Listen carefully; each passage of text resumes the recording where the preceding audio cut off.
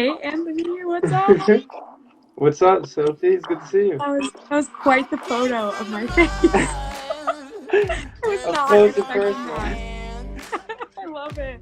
Yeah, How that are you that is such an doing? awesome photo. I wanted to ask about like that backdrop and everything for that set you had, but we'll get into it. I was gonna say you are diving right in. I love it. No. How are you Um, doing? Happy Monday. yeah, happy Monday. Happy Monday. I feel like Uh, the weeks are all blurring together.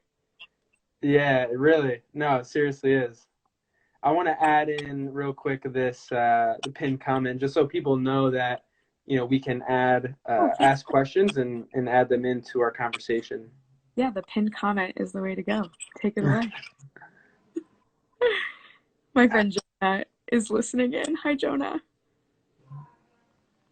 Okay, so yeah, to start, I think the best way to get it going is I would love for you to just talk about everything with the conversationalist, just talk about updates with you, little info on Sophie Beren, and then I'll talk about myself real quick, and then we'll get into it.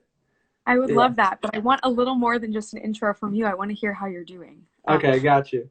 So So I'm good though. Everything's great. The past 6 months, I've just been focusing on Dream Big, and just so everyone knows, Dream Big and Co. is a media management company, and we have a focus in creative agency work. So then we can create all original content with films, with social media content, documentaries. So storytelling is our main focus, and we really love individuals and people. That's why Sophie's a great person we had on the podcast and got to hear her story when she had Table Talk, but now the Conversationalist, which will talk about everything. But yeah, the past 6 months has just been focusing on that, and now I'm home and I get to double down more, but then also spend time with my family, which is really nice. You know. good. And I'm happy you've been focusing on Dream Big. I am such a fan, and I was excited to be on your podcast. So just happy to be here. But quickly before we dive in, what's the situation like for you on the East Coast? Yeah, it's actually in New Jersey. It's intense. It's one of the worst states, but all of my mutual friends, my family, my actual friends, everyone's healthy, which is like big blessing during this time. What are It's you? so Are you nice. in the West Coast? I am not. I am right in the middle of the US in Wichita, Kansas. Oh, you're Back back home. where Okay. back home where I come from. So it's actually been super nice because before this I hadn't been home in over a year. So Wow. I obviously it's under unfortunate circumstances, but I'm just grateful to be safe and with my family. So I'm glad to hear you're safe as well. Good, good. I know it's probably not bad in that area, right? I know like the middle of the country is pretty good. Yeah, we're pretty spread out for the most Yeah. part anyway, so it makes it a tad easier. However, we're still taking the same precautions as everyone else, you know. We're not allowed to see anyone, everyone's inside, everything's closed down, so Yeah. Yeah. just a Good, good. crazy time. But I just feel Yeah, grateful to be safe because I know there are so many people out there that don't have that same ability to exactly. be at home enjoying quality time with a family. So Yeah, I was gonna say a couple of words that came up in past lives have been main things have been perspective, gratitude, empathy for others because everyone's approaching this scenario differently. So yeah. I'm interested. What's your like one word? Because I know Rob Keller always talks about the one word. I know you're the unifier, but like one word in terms of this time. What are you taking away? Oh my gosh, what a question. I feel like Rich would be the better person to answer that. Rich Keller, yes. It's okay. Rich, Rob, uh, is the best. I'm trying to think. One word to describe right now.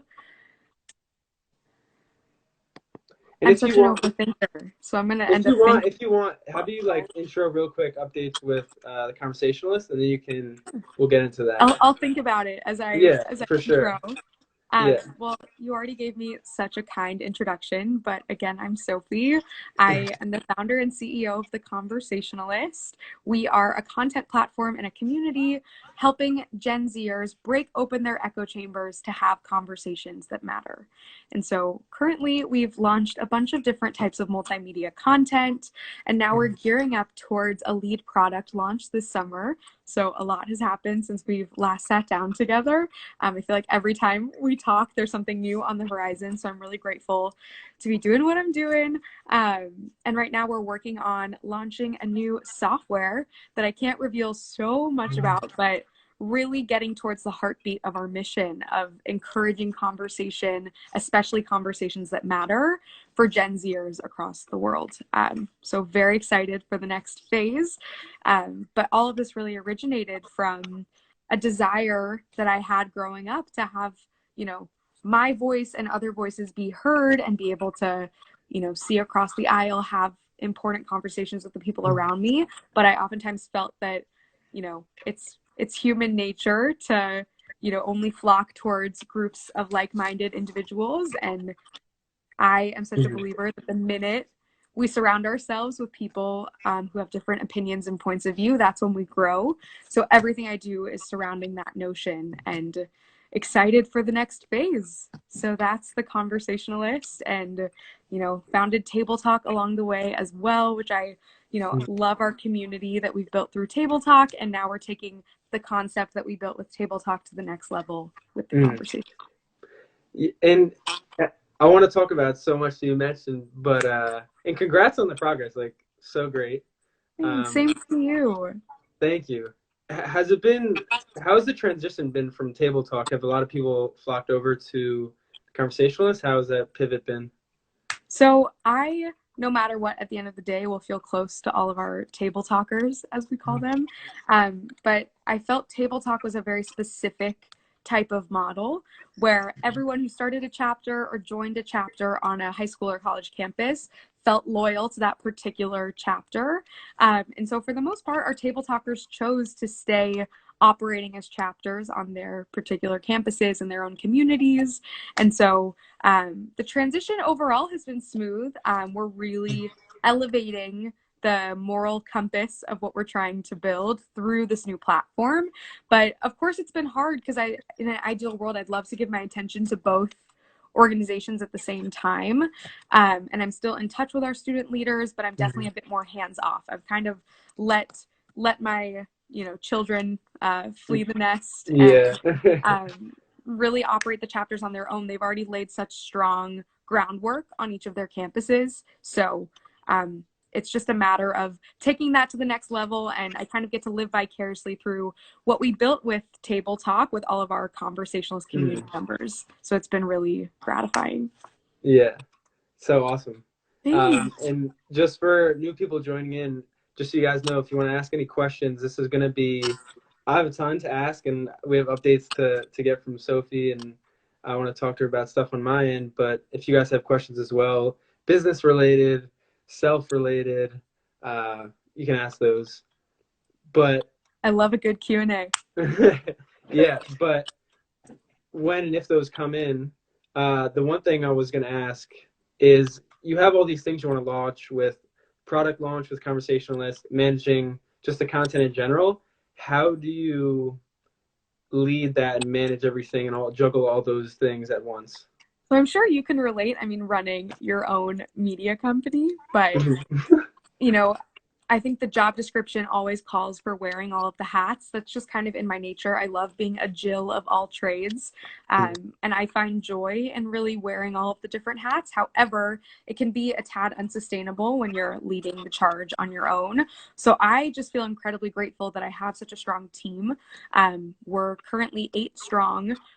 Really grateful to everyone who's working on Team Conversationalist. And we have our incredibly strong network of ambassadors. We have our own advisory board consisting of passionate young activists who want to pioneer a lot of the topics we cover at the Conversationalist. So it's hard to manage. I oftentimes find myself rounding out at 6 o'clock right now, my time, and feeling like I barely crossed anything off my to-do list. But at the end of the day, for me, it's about getting out of bed, feeling so excited and passionate about what it is that I'm doing, and also being okay with the fact that I'm not always going to be able to get everything done. So it's a balance, but I love it and couldn't imagine myself doing anything else. Yeah, that last one is a big one. Yeah, how do you handle it? I was going to say, we can answer the one question after, but with how you came up with the idea of the Conversationalist. But I was just going to say, it's a thing of like, you either do complete delegation, so you figure out what you're good at and you delegate everything else and you trust others and you let go of uh, what you used to do in the past.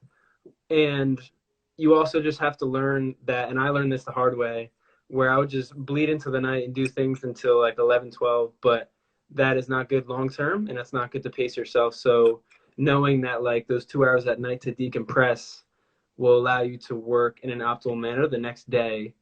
Um, For yeah, sure. it's just like you gotta learn to say no, which is the toughest thing Oh, it's so because both hard. of us want to do everything, but it's like that ability to let go, as you alluded to.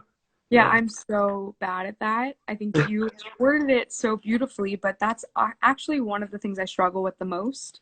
I think members of my team can attest to that, that sometimes I can be too much of a perfectionist and I cling to the conversationalist as if it's my own child. And I'm really working on learning to trust others more and let people in and, really share the passion of the mission to empower my team members to really take a hold of what it is we're trying to do. So it's hard. Mm. If you have any tips for letting go, let me know. But I definitely still end up staying up, I would say, till 1 or 2 every night working. So I still haven't broken that cycle.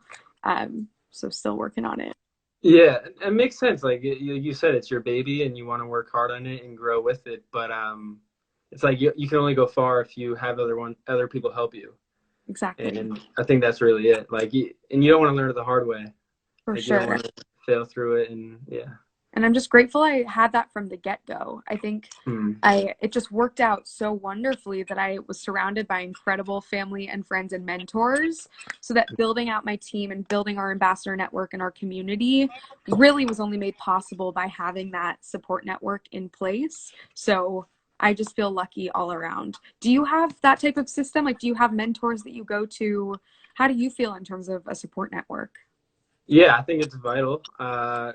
Any business or just on a self level too, like having that personal board of advisors for mentors for things you struggle with personally or need advice with or with your business. Obviously you need that. For sure. Um, yeah, it's just really important to have people that, it's funny because the conversationalist is about being in groups with people that are aligned. And when you think about your triangulating your advisors and your mentors, you want to have people that align with you, but also they do things better than you and they complement your strengths and weaknesses. 100%. So I always think about like the 3 bars for mentor or advisor or an idol is you want to have someone who's better than you. And I don't take credit for this. Like people we had on the podcast said this. Someone who's better than you, someone who's equal to you so you can compete, and then someone below you you can teach. So that's what I go by. I love Yeah. that. That's Yeah. awesome. Yeah, I'm always a believer in, being the biggest sponge in the room. Mm. I never enter a space feeling like I know it all or that I know more than others, but I'm just always there ready to learn, soak up Exactly. everything from everyone around me. Um, so that's a great mentality to have. I also have loved being in the mentor slash manager position as well, kind of that third category you just spoke about. I find so much joy in working with our community members. I've been a camp counselor for most of my life, so just seeing the impact that the conversationalist has on real people in real time, IRL, offline, has just been super gratifying. Yeah, all the work you put in the past, just domino effects up to now. That's pretty amazing. And we probably talked about it in the podcast before, but that's really cool to see everything connected. Thanks. Yeah, I mean, Yeah. it's getting back to the root of what it is You know that we're what's funny doing. about that? I saw a quote by Brian Chesky of Airbnb recently. He said, Awesome. crisis brings you back to your roots. And it's probably the same way you're feeling right now through all this. I can't think of anything more relevant. Yeah. I can't even remember the last time I lived in Wichita. It's the first time my siblings and I are living under the same roof since 2013. So, Uh, in a weird way, it has really grounded me. It allowed me to slow down a bit. Wichita is much less fast paced than in New York. Um, so in a lot of ways, it's really helped me the past 6 or so weeks really get back to the essence of what it is I'm trying to do. I was able to regroup, been also working on my mental health, going outside, in small doses. So I yeah. love that quote. Who was that? Did you say Joe Gebbia? Brian Chesky. Oh, Brian Chesky. Yeah, Okay. yeah. Awesome. But talking about great ideas, great companies, how did you come up with the Conversationalist, as was mentioned before? Great. Yeah. Did it just Um, transition from Table Talk? But yeah, you can explain. I love it. So, not to have to open the full suitcase right now, because it's been a journey for sure. All of this started in 2015 at the University of Pennsylvania. I spent most of my freshman year trying to figure out who I was, and who I was outside of the Midwest. I had been in this bubble my entire life. And I always grew up feeling different than all of my peers. I know we spoke about this on the podcast, but I grew up as the only Jewish student in my grade in school, at my K through 12 school. So all of the years I was really the only Jewish student. And a lot of my childhood, I resented that part of me. And the minute I got out of Wichita, landed on Penn's campus, all I wanted to do was discover Judaism for myself. I wanted to see whether it was cool to be Jewish, whether I should still be ashamed of it. What was it actually like to be surrounded by Jewish kids my age? So I started joining every single club under the sun, the Jewish a cappella group, the quote unquote Jewish sorority. I was on Penn Hillel board, which was like the Jewish student union on campus. I was having the time of my life. And I pretty quickly realized that everyone around me on campus was doing the exact same thing with their respective groups. It was really palpable. Like the football kids on my hall only hung out with the guys on the team. I made a few friends in my Spanish class who were members of the Christian community on campus, and they largely spent time with one another as well. But, you know, a lot of the reasons for why we pick a college is typically on their website. When you go to their student diversity section and you see kids from all around the world, broken down by demographics, and you are so excited to meet people from all walks of life. Yet we tend to flock with people who have the same identities and ideologies as we do. So I knew I had to do something about this. I had waited my whole life to really feel like I had a voice and the agency to change something that I saw was a problem in my midst. And so I started a club. I called it Table Talk, with the help of one of my friends who went to Emory. And we figured out a way to bring a model to Penn's campus that would essentially help bring people together who would not otherwise meet outside of the classroom. And so through different creative initiatives, you know, not necessarily just about deep dialogue around difficult topics, but even through small talk and just building relationships with people of different backgrounds was the name of the game. So that's how Table Talk got started. And, you know, throughout my time, I started talking to my friends at other schools and realized that they felt the same issue on their campuses. It felt like a common cold. And so I realized there might be something to this, that maybe this was a larger problem that just existed at Penn. And so I was able to start expanding the model, and soon spread Table Talk to over 80 college and high school campuses. And so through getting my master's in nonprofit leadership and really working with the chapter at Penn on the ground, was able to scale Table Talk. And then I'll sum up the last piece that got us to the Conversationalist. But I realized pretty quickly after I graduated and I stayed my 5th year at Penn finishing my master's that there was something missing with the Table Talk model. And I wanted to be really honest about that and make sure that I was really trying to build something that was solving a problem and directly filling a need rather than something I thought worked. And so I actually took a step back and conducted around 6 months of market research to figure out the problem that I was trying to solve, which was, why are Gen Zers, our generation, why are we failing to have these meaningful conversations? And through a lot of phone calls and different types of data collection, I was able to figure out that one of the leading causes as to why our generation is failing to connect is because we just don't know enough about these difficult topics to have the confidence to feel like we can go out and talk about them. So I'd love to hear if you felt that way on your campus, but that's what led to me founding the Conversationalist. I started thinking, what could I create that would close that knowledge gap, close that ignorance gap, and actually start talking about the difficult topics we face as young adults every day. And so we started as a multimedia content platform, and now we're gearing up to launch our new lead product this summer, which is going to change the face of the Conversationalist, but all laddering up to our purpose and our mission of unifying the world, and unifying the world one voice at a time. Love the ending there too. That was Thanks. awesome. Yeah, I I find it really cool that, as was said before, it's all connected, and all of your experience, all the things before, like lead up to this. And I will say, you asked the question before. I will say that awareness is the first step into diagnosing any problem or like highlighting or having any conversation. For Um, sure. so, like, with that being said, are you creating content around certain topics so people can learn about it, so it's like educational, or are you like, is it going to be fostered in more of like a, let's bring experts in and then people can like ask questions based off that? So it's a bit of both. Yeah. And as we're starting to slowly shy away from the content only model because the new product will be a full new direction, we're balancing the two. So the way that we typically structure our platform is that we take a current event, something going on in the world that everyone's talking about, and use that as a lens to talk about something much more difficult to talk about. So a good example would be this week, for example, we're talking about mental health and addiction and vaping. And instead of just putting that out on our platform and saying, go talk about it, that's a little intimidating for someone who doesn't know how to have that type of conversation.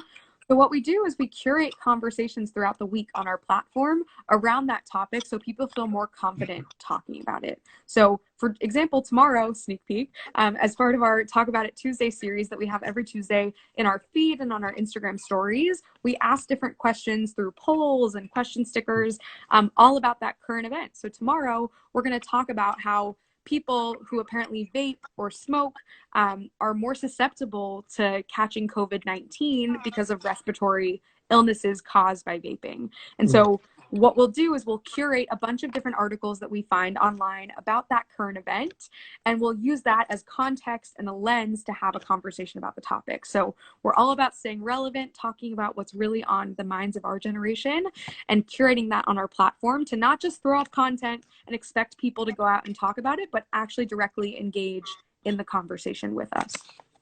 Got it. Yeah. That's I love that layout too, and I can see it, and you're probably gonna get to that point eventually where it's like original writers coming in, like sort of the way publications are, Entrepreneur, Forbes, all of them, like writing stuff on the topics.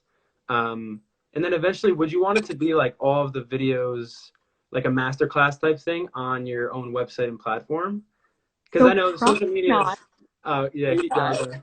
I mean, it's an incredible idea, right? That's why Masterclass exists, but we're Yeah. really trying to differentiate ourselves in providing a gateway and an avenue for young people to be the talkers and the conversationalists. And Mm, so we want to balance and strike that balance between uh, bringing in that education from an expert, but also just creating more avenues for people to find their voices. And so we have experts come in on the podcast, we have public figures come in on our podcast, but besides that, we're really just about opening up more conversation. So actually, as we evolve, we're going to be dissolving the article side of our platform, mhm. because articles, as you know, we barely have an attention span to watch this Instagram live right now. So we're trying to move Yeah, away exactly. from the written word and Yeah. really build more towards storytelling and highlighting human experiences, just like you're doing at Dream Big. But a lot of that will be Storytelling. solved through the Yes. platform. Yes. Yes. So important. So That's that's what we're working on. good, good. And it's like you're solving a big problem, like one that's never really been done before with the creative angle that we like currently have. I know my one friend said it best. We talked about is social media technology like hurting us or helping us? And he said it's like net positive in his eyes, but it's cool to see the combination of media and storytelling. Um, and it's cool that like that's one of the like pin things for you guys as like as is Dream Big and Co as well. 100%. Yeah. And I think it's tricky because as we seek to solve the lack of human connection, it might seem antithetical to our mission to have everything online. However, in Mhm. my mind, social media is the biggest connecting tool that we could possibly use to bring people together outside of their echo chambers and serve as that connecting force to then bring people back into the face-to-face space. So Mhm. I hope the future of the conversationalist will entail more face-to-face conversations, but we're really starting here as a digital platform to build community, hopefully widen our reach and have the conversations, hopefully in an anonymous way for most, so that we can actually get people back IRL talking face to face. Got it. Yeah. And what is IRL, just for those who In don't real know? life. In real life. Got it. Good Just to trying know. to be cool, using the lingo. Yeah, exactly. And just so everyone knows, we're going to be on like a couple more minutes if you want to ask any last questions for Sophie during this time. The other thing I wanted to say was I agree with you with the social media aspect, right? Because the way I see it is it allows like individuation, not individualization. It's more of like individuation where the person can know self or like know their image. But it's only if they're able to like see that opportunity, which like you're creating, which is really, you know, points to like my like ethos in a way, which is like why I love you and everything you're doing. It's great. Thanks, Yeah. Anthony. I hope so. I just really hope we can provide a place for young people to feel like they can figure it out. Like they have Yep. ownership over their own experience. They can ask questions, they can learn, and that, you know, people can actually share their opinions without fear of judgment. That's what we're all about. I was gonna say, what's the main thing you've seen in younger people? Like, what is their main insecurity based on all the people you've met and have come into Table Talk in the past, but now Conversationalist now? Great question. I think a lot of the insecurity comes around knowing when to comment on something that relates to something outside of your own experience.